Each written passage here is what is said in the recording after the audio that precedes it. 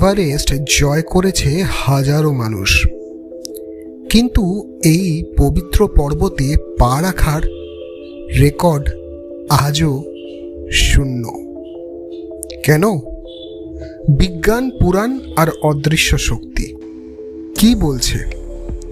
থাকছে চাঞ্চল্যকর গল্প, অজানা তথ্য। ওয়েলকাম টু মিস্ট্রি আনলিমিটেড, গল্প অভিরাড্ডায়।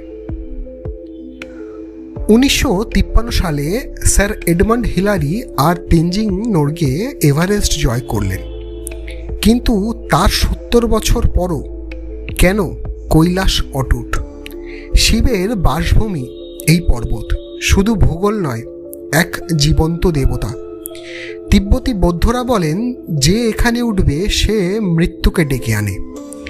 বিজ্ঞানীরা খুঁজছে ম্যাগনেটিক